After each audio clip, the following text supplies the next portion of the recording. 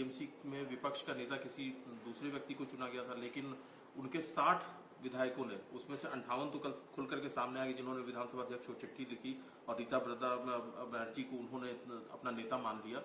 क्या कहना है सर इस तरह से जो टीएमसी में टूट हुई है? मुझे लगता है ऐसा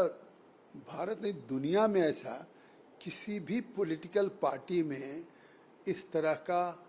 विघटन, इस तरह का आक्रोश, इस तरह का बिखराव नहीं हुआ होगा कि चुनाव के 1 महीने भी न बीते हों और 80 विधायक चुन करके आए हों और उसमें 60 विधायकों ने मतलब उस पार्टी से अलग होने के लिए स्पीकर को 58 विधायकों ने चिट्ठी लिख करके दे दी है। इससे साफ साबित है कि जो बात हम कहते थे कि वहां पे सरकार नहीं चल रही तृणमूल कांग्रेस की, बल्कि एक टारगेट किया जाता है, आतंक, हिंसा, गुंडागर्दी और जिस तरह से भ्रष्टाचार था कि उस पे हमारे भारतीय जनता पार्टी के या लोगों के, आम नागरिकों को किस तरह से उनकी हत्याएं हुई, किस तरह का पे था, वो उनकी पार्टी के लोग भी थे। मुझे लगता है इतना बड़ा अगर टूट हुआ है तो ये कहीं ना कहीं पार्टी के विधायक के मन में भी कितना बड़ा गुस्सा था,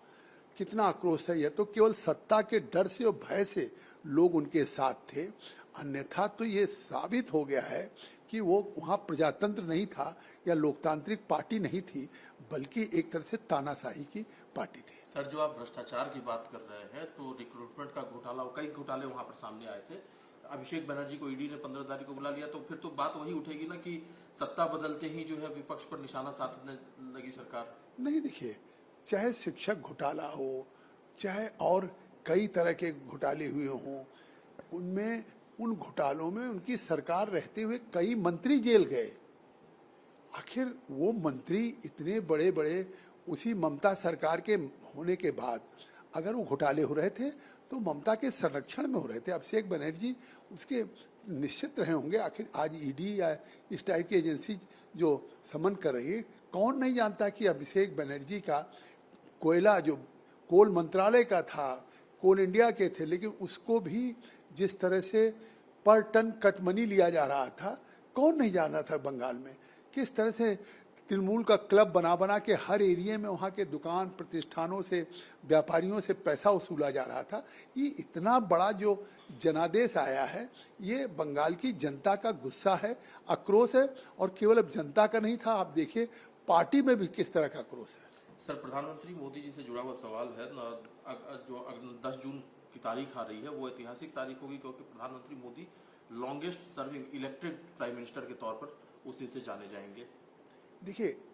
निश्चित तौर से ये एक इतिहास है कि इस समय वर्तमान परिस्थितियों में जो पिछले कुछ वर्षों से जिस तरह से पूरे वैश्विक चुनौतियां हैं, दुनिया में उथल पुथल हो रहा है, वहीं भारत की जनता ने जिस तरह से लगातार पिछले 3 बार से देश का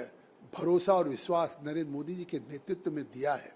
ये मुझे लगता है कि भारत ही नहीं, दुनिया के एक सर्वाधिक लोकप्रियता का पैमाना है कि लगातार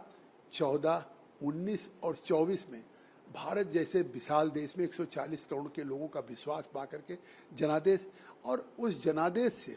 न केवल आज वो भारत के प्रधानमंत्री के रूप में है, बल्कि विश्व के आज उन तमाम समस्याओं और उसके समाधान के रूप में भी आज वो स्टेट्समैन के रूप में उनकी। लेकिन सर, ये लोकप्रियता राहुल गांधी को तो नजर नहीं आ रही। राहुल गांधी कह रहे हैं कि कुछ ऐसा है, जैसा लग रहा है कि इमरजेंसी जैसे हालात हैं और 1 साल के अंदर प्रधानमंत्री जी इस्तीफा दे देंगे ऐसे हालात की वजह से। देखिए, अब ये तो राहुल गांधी की बौखलाहट है। जिस तरह से राहुल गांधी के लगातार चुनाव में,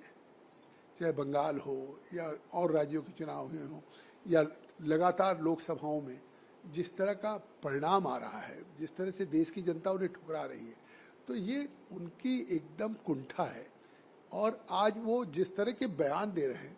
क्या कोई नेता प्रतिपक्ष बयान देता? जिस तरह के अपशब्द प्रधानमंत्री के लिए कहते हैं, वो क्या देश की 140 करोड़ जनता का अपमान नहीं है जिसने जनादेश दिया? जिस तरह के शब्दों का इस्तेमाल करते हैं, जिस तरह की वो भविष्यवाणियां कर रहे हैं, तो क्या